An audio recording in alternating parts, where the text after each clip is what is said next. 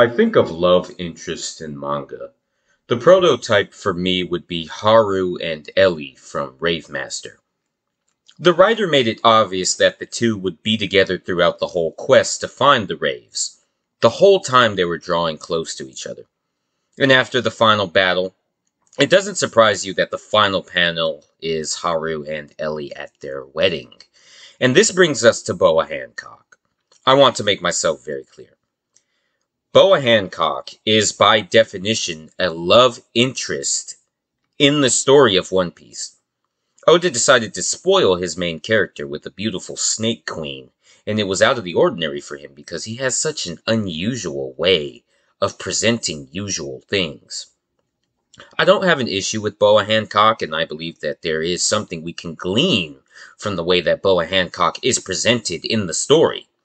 But first, I would like to point out that romance is portrayed differently in manga than it is in Hollywood. It's not that these two are madly in love with each other, or that they have strong feelings for one another, and they're on this collision course together and finally going to be happy forevermore. That's not how it is in manga. Manga writers usually present a situation where someone looks at the other as an option for companionship. Now, the other person may, or mostly may not, care at all, and therein lies the difference. Which one's more realistic to you? In Boa Hancock's case, we can see that she is in love with Luffy. She's so in love with him that she's not able to see Luffy the way the rest of us do. She's not able to take an objective look at Luffy. She has unreal expectations of him. She has an overall distorted view of him. And Luffy honestly couldn't care less how she feels about him. And this is most likely a situation we will find ourselves in. Maybe we're already in that situation. We have someone we admire in that way. And maybe we just don't know them as well as we need to. And we're a little bit delusional about what a relationship with that person might really look like.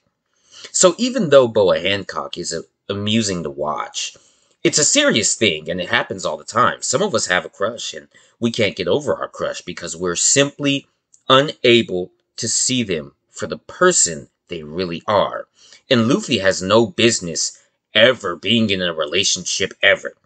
Luffy can have all the friends in the world, but Luffy doesn't have what it takes to uphold the emotional needs of a girlfriend. He'd rather lay on a pirate ship all day, and that's fine. Now, this dynamic is actually more common than you think. Remember that Vegeta was the biggest murderer on planet Namek. Vegeta goes to Earth and meets Bulma, who thinks that Vegeta is cute, completely not thinking about the fact that he's a ne'er-do-well. Naruto expressed that he had no idea that Hinata felt the way she did about him. After that point, their relationship is never brought to us again in a major way. We're just told later that they got married and had kids.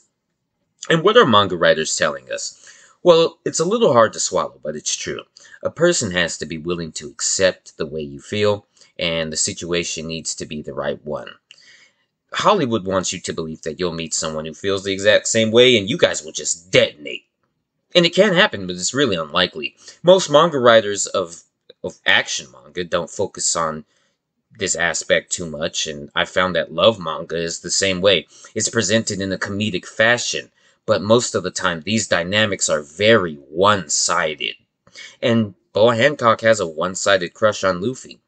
And that doesn't mean they won't end up together in the end, because all Luffy has to do is accept the way she feels, and in his own way it seems like he has. I also want to point out that these dynamics don't exist among the Straw Hats, because you can't have an epic adventure and a drama fest at the same time. Well, you can, but it's not good to suggest that there's something between the Straw Hats. They're pirates first and foremost. Now, Boa Hancock is usually the most interesting character in the story, simply because of her dynamic with Luffy. I know we have a thing for Shanks, Roger, Odin, and Rox, who we don't know, but it'll be interesting to see if these feelings ever get addressed. Because it seems that Luffy is not going to run from or ignore her feelings, just like he doesn't run from or ignore anybody's feelings. And that's really the preface for what happened in Alabasta, Dressrosa, Totland, and Wano. And I highly doubt that Boa Hancock will die in this story, right? So when we talk about Boa Hancock and Luffy, we ignore the age difference mostly because she's the most beautiful woman in the world. However, at the end of One Piece, I don't see Luffy being with Boa Hancock in any way. Even if the story of One Piece is never finished, nobody actually believes that it will end with Boa Hancock and Luffy having a wedding. Or maybe you do. A reoccurring theme is that chasing your dreams. And if Boa Hancock is Luffy, Luffy's dream, then that may become a reality. But another reoccurring theme is that sometimes your dreams come to an end and are never realized, and that's the one I see for Boa Hancock. In closing, I want to acknowledge one thing, because I have generally roasted Boa Hancock through this perspective of mine. Luffy is in debt to Boa Hancock. More than anyone else, Luffy owes Boa Hancock, so if she gets captured or cornered, Luffy will come to her rescue. But what do you guys think? Let me know in the comment section below.